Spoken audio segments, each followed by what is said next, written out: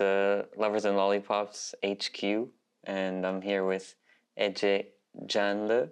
Somewhat difficult to pronounce for me, but I think that was more or less right. You nailed it, really. And we're talking about her new album, which is to come, called Sacrosan. And I guess first thoughts, I guess, like for me, sacred son, something like this. But what do you hear in that word? Where are you drawn to that word? Exactly. Actually, I was drawn to that by the sun initially, because again, probably we'll talk again about the concept of the album. There's a lot of sun inside of it, both symbolically and I think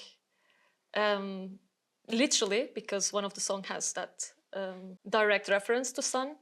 And yeah, is this word sacrosan, that English word, so it's a word game actually. Yeah, sure. There's a lot of puns actually in here. Yeah, exactly. I like this. It was the same in Vox Flora, Vox Fauna. That when you Google it, it doesn't appear. So it's like but it also sacrosanct. There's like all these words that are similar, right? It's like exactly. You do this also with. There's a track on your album called Arbitrary, right? Mm-hmm. So like that's also pretty awesome. It took me a little. I wasn't sure if my eyes were going blurry or if it was actually the word, right? Because it has this nice game between orbits and I guess recalling the sun of being something that organizes things to orbit around it. Mm-hmm. But also it sounds like arbitrary, but also obituary. Like there's this kind of nice cloud of meaning that you get to with your puns. Yeah, it's. I think I'm quite drawn to using literature a lot in my work, in any kind of work. I'm a nerd, I would say, and I like this word games and this meaning behind the meaning behind the meaning. So it's like sometimes it's just a dead end or tautology actually. Sure. But I like because the songs are, themselves are also structure-wise creating this. It's like, is it that? Is it not? And also, I like also using a lot this I call linguistic kind of utterances. Sure. Or you might hear a word that's maybe not there. Is it Portuguese? Is it what? Because I think I had to do it at some point also because of my own background with different languages. But I think, but I think it's more the literary side that I'm enjoying doing this kind of word games. And I wonder if does that style of languaging or unlanguaging, if you want to put it that way, does that come out of like playing with the phonemes, playing with the sounds that are coming from out of your mouth and kind of hearing a word, or you have a word in mind and maybe you pull it out of meaning or something like that? Like, can you describe a little bit about that process? I think it's both. And also working with three different languages, I think each of them, like English, Portuguese and Turkish, which is not Latin language. So I think in time, after so many years, I realized I'm losing some of the... Oh, interesting. Yeah, some of the, depth in some of them, but gaining other kind of depth in other ones. So... sometimes I'm kind of getting confused. It's funny because I'm just to kind of keep in touch with Turkish. I read a lot still novels and other things in Turkish and trying to write in Turkish, at least diary kind of things. Mm-hmm. But I'm playing Scrabble a lot with my family, online. Really, literally. Sometimes I write something and I'm it doesn't accept because it's Portuguese. Okay. Right. So it's I think this happens anyone that's working with different languages, I think. Yeah, sometimes I think the brain doesn't switch on and off. Sure. And I think that process... Or it's a different channel depending on the language sometimes. Exactly. So when I improvise with words or without words, it's sometimes it's just I start with one and then going to other and actually emerge this kind of words sometimes. It is oh, okay, but it means this in this and that. Yeah.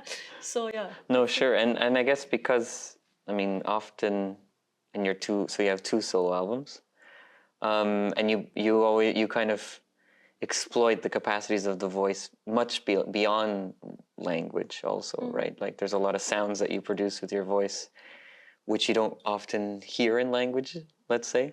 Of course, a voice can do those sounds, but it's not something that a language might do. Like these kind of screechings or these screams or this kind of more guttural sounds and this kind of thing, right? That's often things maybe you won't hear in all languages, or you'll only hear in some languages. So it's nice also that you pull the voice away from, like the voice kind of does something on its own outside of language as well in your work, it seems. Yeah. And then you have like, I guess like for me as a listener and for us as listeners, you have like a title maybe to help you hang on to something. Yes. Right. Yeah, I mean, I think we are beyond post experimental right now. So I think everything was already, you know, like people have been exploring this, like playing with the titles, playing with sound, the voice. But yeah, I mean, this thing, it interests me a lot more and more, because when I started with this extended vocal techniques many years ago, it was, you know, it was the idea from 60s that I was drawn to, like using voice as an instrument. Sure. But now I'm like, I think, yeah, there's another aspect to it, like almost primal, like primordial, you say?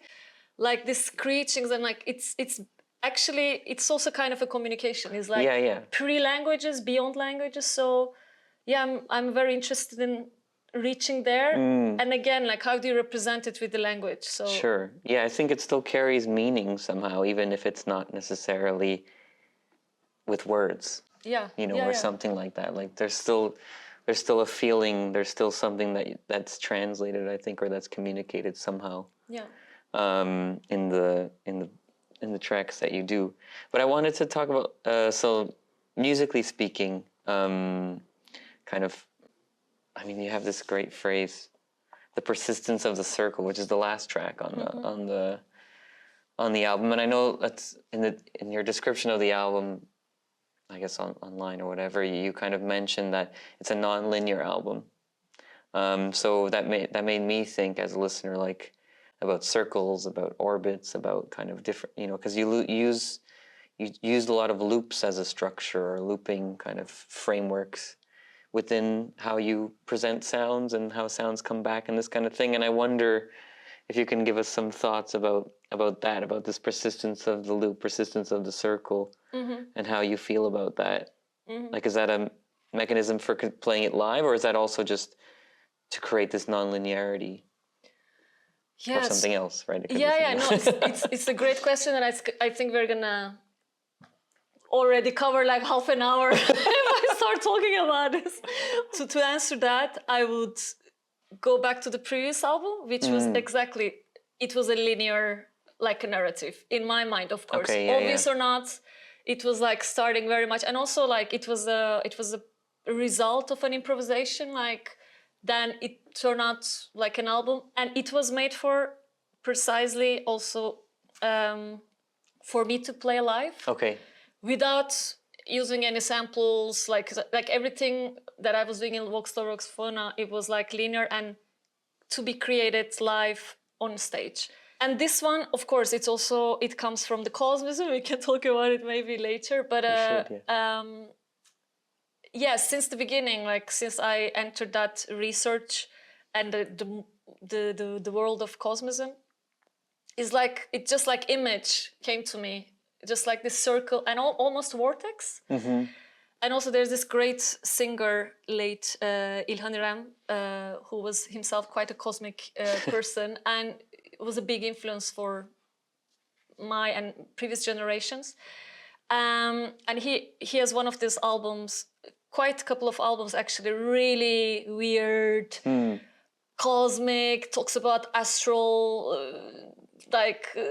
other dimensions and stuff. And it's like all the words, like the lyrics are quite cryptic. So he talks about this,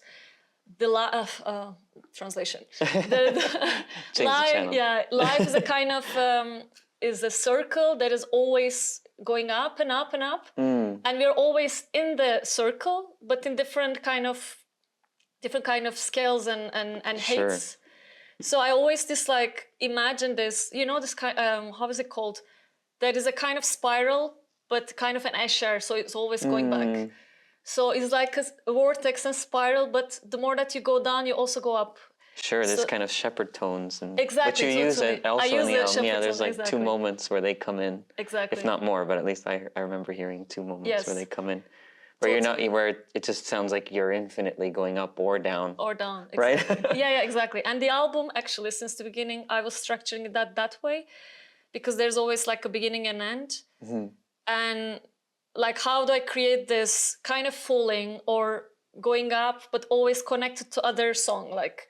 So that's why like each song also has 1 or 2 elements that is connected to another song. So it's kind of weaved, probably you kind of reckoned. As you said, also like Shepperton or other things. So that is exactly when you arrive at the end, is the persistence of circle, because then it goes back to the electromagnetic sounds that is kind of closing the kind of circle. So yeah, it's quite... Yeah, there's like a kind of material of the circle kind of interwoven. And actually, I wanted to, it's not something that you explicitly reference, but there's these moments that are very meditative as well. Like there's this kind of, I don't remember exactly the track, actually. There's the 8th one. No, there's one where there's a synth line that's very kind of Gurdjieff-like, where it's just like this kind of synth pattern that's in this circle. It's penultimo. It could be. It must be lapses. Or? Yes, it's yeah, exactly. Like it's not so much voice. It's just. No, but there's these synth lines that kind of anchor. The rest. You know, there are these tracks. It's not the only track that does that, but there's some tracks where there's synth lines, that are holding the rest together. They're like doing these patterns that everything else kind of jumps out of or jumps into. It feels like, which that feels quite different than what happens in your first album. Where I feel like things are introduced. There are loops and things like that going on, but the way that things are introduced and the way that things fall away seems very different, especially through the different tracks, but within a specific track as well. Maybe you can talk more about that, because I think there's more instruments involved. There's just more sounding matter. Yeah, totally, totally. No, again, like I think the first album was like I was just playing around with acoustic instruments and voice and like little bit pedals and that, like some surety box, some gongs, and it was like when Lovers invited me for an album, I was like, oh my god, but how am I gonna put it live? Like how I'm gonna do it sometime? So the idea was more like, even like the album was recorded by José Rantes. It was almost like a live take, like in a week, but. You're talking about the first album or the second album? I'm talking about the first album, sorry. No, it's okay. Sorry, it was Vox Flora, Vox Fauna. Everything was made like very raw, very live. Not, like even like some of the voices, like most of the things actually were just like one take. Okay, yeah. But with this one, so also, when I entered this research, like with my couple of different like sound installations and performances, I was like, okay, like it's an album, like I have a lot of material, but I never had this time and kind of mindset to sit down and record, or like I was trying to flirt with other people, ideas, like how to record, where to record, until I decided, also I think it's kind of like logistic and practical, like, because of really these practicalities, I was like, okay, I'm gonna do it alone. So that gave me quite a lot of liberty to just play with everything that I want, and was like, this is an album, like I've got to figure it out, like how I'm gonna play it live. And there I really started structuring, like as you were saying, like each song has a protagonist and side in terms of instrument. Protagonist and then side characters, and then the intention, the kind of the mood.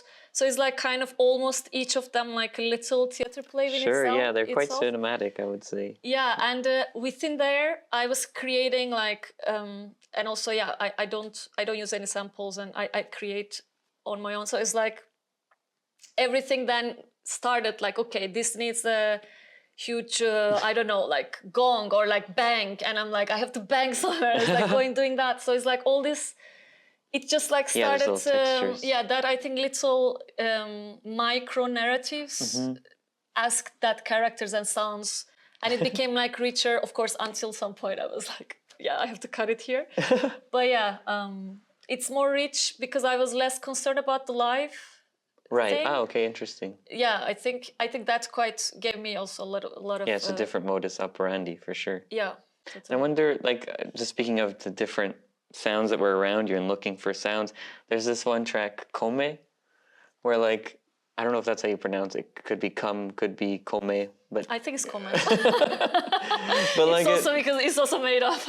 No, because is the Come there's like the comet, like the comet? Yeah, sure. But I also thought maybe it was because of what we were talking about before, of like a word allowing you to like have a kind of apophonic experience where you're hearing into something. You're kind of hearing something that's not there. But I could have sworn I was hearing plates and kind of more domestic sounds. But I don't know if I was making that up. It's just there were these little tinkling sounds that I just assumed were like a kitchen. But I think because I was hearing the word come as in like to eat.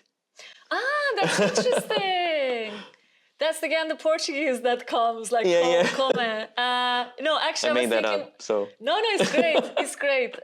No, actually, I think there are more glasses, not the plates. Oh, but there is glasses. There's a glass. But no, I was thinking more like the comet and I think it also comes from Greek, and the come. yeah, sure. Like, there's a direction. Yeah, no, that particular track is interesting, is because actually it's the main phrase, the main percussive phrase, because there are several main ones. Yeah, sure. One of them is the one that it starts. So it's but anyway. So in Asturias, in Spain, so they had this like, I don't know, from 17th century, 18th century, is like one of the few places that they are still doing and demonstrating it, like you know, like heating up the like metallurgy, iron. this exactly. kind of. Okay. So they're like huge wood machines. So I was there and doing this, like experimenting, doing the nails. And that's why there are lots of this wood machine sounds. Yes, sure. And, okay. And the metal sounds. So of course, the second layer is compensating that with other metal and the glass sounds. It's like kind of. Yeah, like it's quite earth, because also it's during the albums there are so many airy stuff and then goes to the earth is like kind of the compensated vortex, and that for me is really this kind of coming down to the earth kind of. That's actually quite interesting, because also the end of the track sort of spaces out again. Yeah, with the voice. Like. Yeah, exactly, and the echo kind of makes it feel like it launched off again after it landed or something. Yeah. So maybe you can talk a bit about the installations and the performances that went into the album. Like there's anabiosis, right? I don't know how you say that. Lumerence. Yes. I love your kind of just creativity for words. And then this, I'm really curious about this 7.83 hertz meditation. So like, I don't know if there were other ones, but at least. There are three main ones that went into the album. Maybe you can talk about them individually. Yes. Give us a sense of how they fit into the album also. So actually this entire journey started with anabiosis. Okay. I was invited by Rampa, Associação Cultural, because they had it was 2 years ago.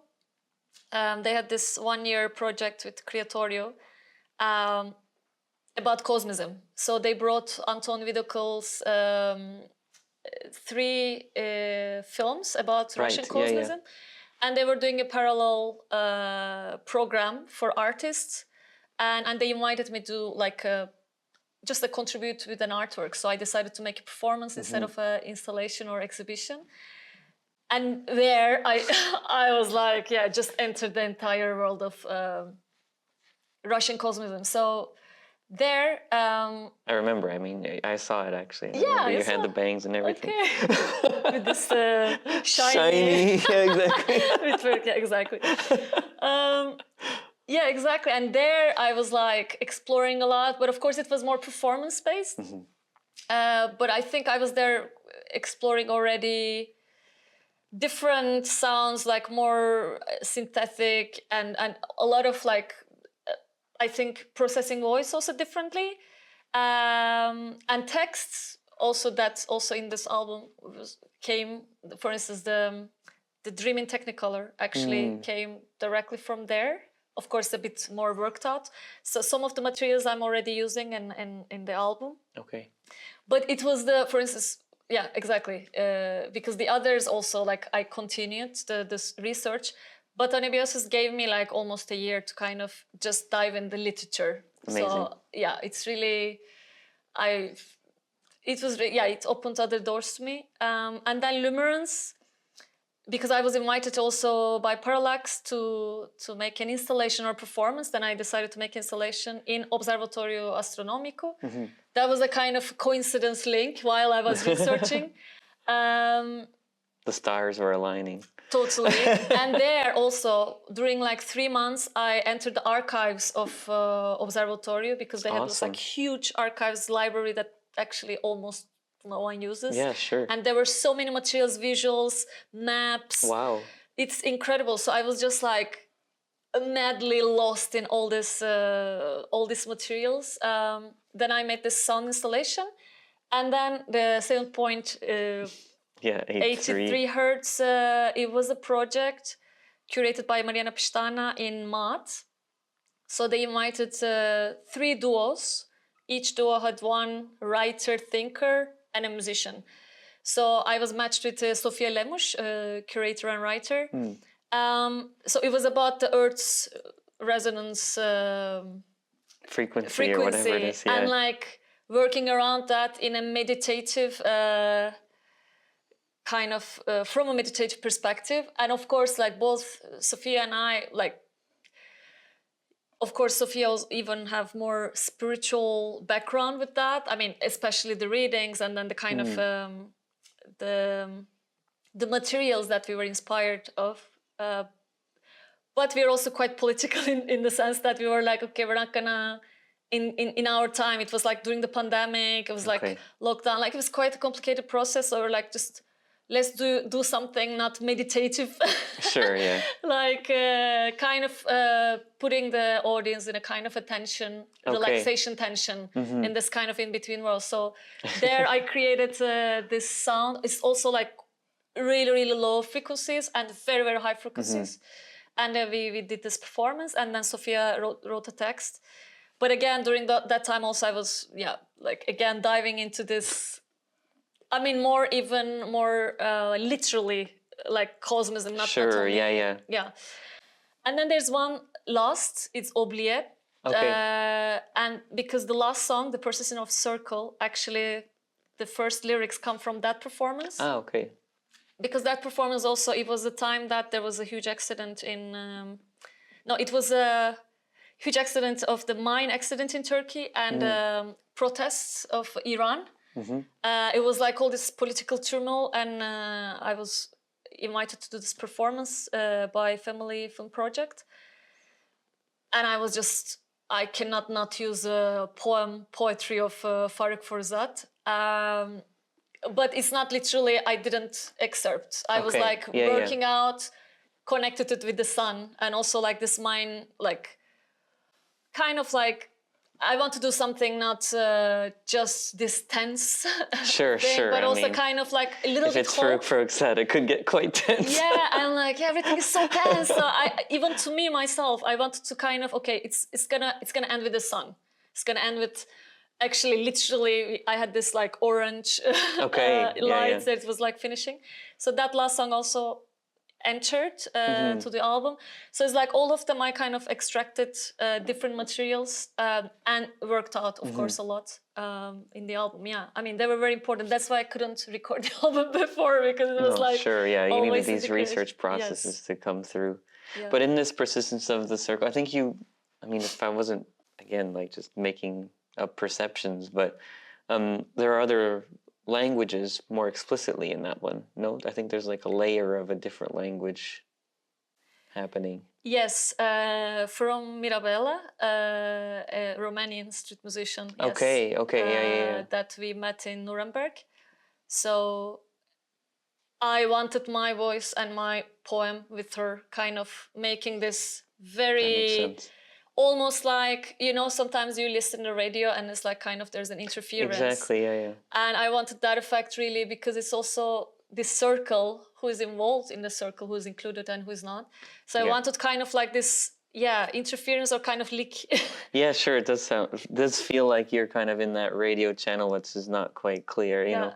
Yeah. So there's like this moment in I don't know if I should call it the middle of the album, because if it's not linear, I'm not sure where the middle is. It's all middle. But there's this moment where things kind of silence, then we get this big beep. Spoiler alert, I guess I should say. No, it's okay. But yeah, there's this kind of like beep. And then all of a sudden it kind of continues, and it's at the end of Us Is Dust. Can you speak about that kind of sonic narrative a bit, or would you prefer to leave it unexplained? Or yeah, I mean, I've been already explaining a lot, I think, but of course it's also audience imagination, and for me, how it works for me. Yeah. That track is exactly transitionary track. It is, okay. It's really between, actually, you're right. It's the fifth song, and it's like really in the middle.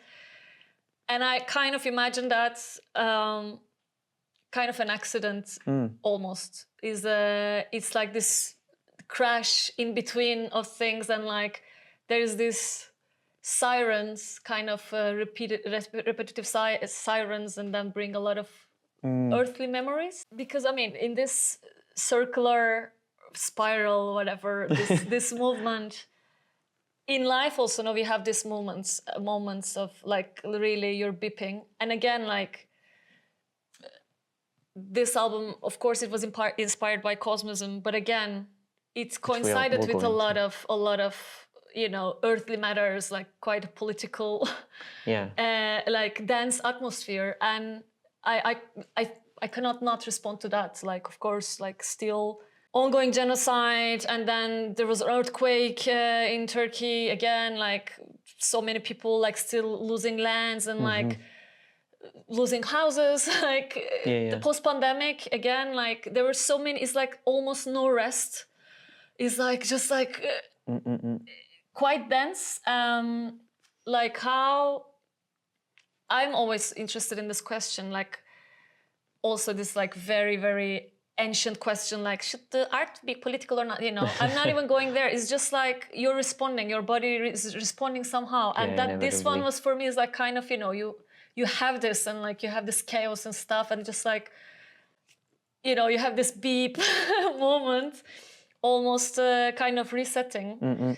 Well, I was not literally thinking about it. I'm also like adding on, thinking about it, reflecting. I mean, again, like I think everyone would feel it's a quite explicit moment for sure, though. Yeah. For me also, and also like the right after it comes to Dreaming Technicolor. So you come again to this quite cosmic moment. So that is like kind of a interruption, and it's quite short actually. It's like this very dense. No, sure. Short. I mean, one thing for sure, like, so you have this whole other life as well, right? As an academic, I don't know if you want to go into that too much, but I wonder what it's like for you to kind of have this. I don't know if you like, for example, like for you, does it feel like your academic side and your music side kind of pair?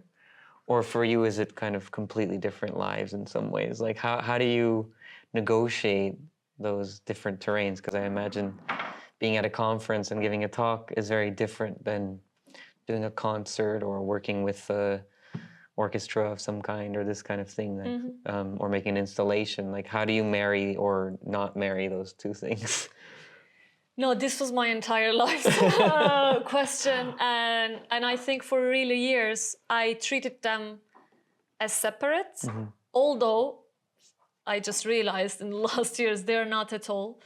And also, like during my PhD and then later now, like with my research, is I think I couldn't survive this heavy mental, intellectual, and again political investment, or like how do you say this work that I'm doing without actually doing this physical work and singing, composing, which I think saved me. But also whenever I mean, my work, as you see, is like always is fed, my music work and artistic work always fed by theory, literature. So it's kind of, I mean, I think more and more I'm like actually they're from the same universe, and it's just to treat them differently is just like giving more credit to institutionalization of the thing. So I'm more and more, no, it's the same person doing the same research, because music is part of the research, and most of my academic work becomes a performance also, like in the conferences and stuff. And for instance, the next project that I'm already like, it's already there. Like I've been waiting for this album to come out to develop it, like dive in like more with more focus. It's going to be a lot of about what I'm doing in my academic work. So so yeah, I think they fed a lot each other without me knowing it actually, or without me so much acknowledging it until very recently. But now I'm more and more like you're having them merge in some ways. Merging and like trying to understand how they can improve each other in a way. Like instead of like being like contra, sure. It's like blocking each other. It's like how they can actually support each other to make it something more interesting. Yeah, I mean, I think that a lot of academics that do seem to have another side to their research, a more artistic side or a more creative side.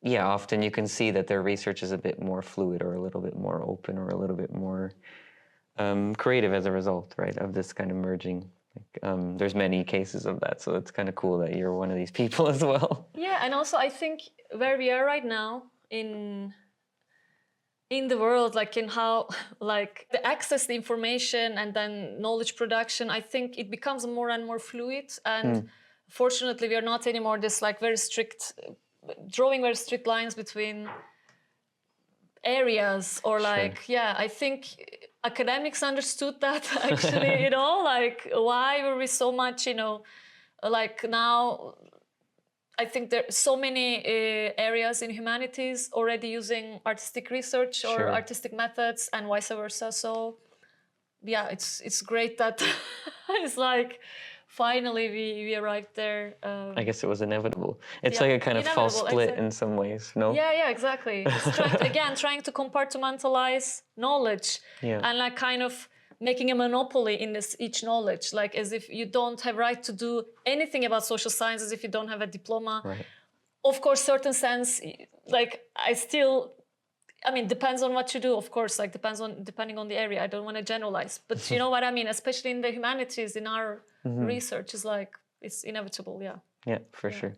And then one last thing, I don't know if you want to go a little bit deeper into what specific sources your cosmism or your interest in cosmism is coming from. If you want to reveal some of those cards, or... I think in a nutshell, I can just give a site like cosmos.art. Oh, really? Okay. Because this was initiated by Anton Vidokl and like the group of researchers that have been feeding the site, and they're like his films, so many materials to read. Amazing. Like books from early 20th centuries and then recent texts, like they're all free access. But lots of films also, like, you know, I have to film freak if I'm a book freak, right? Literature freak. No, but for this project particularly, since Anabiosis, I think I watched all kind of alien-related cosmic films in the entire like film history. So yeah, there are incredible stuff there also, like. Yeah, maybe I would share one day as a link, like whomever interested, like just go to your like list. Film list for the album. Exactly, for cosmic people with cosmic anxiety. Cool. I guess thanks for deepening our cosmic anxiety. Thank you, Lendl. Thank you so much for your care and putting the super interesting questions, and enjoy. Enjoy the album.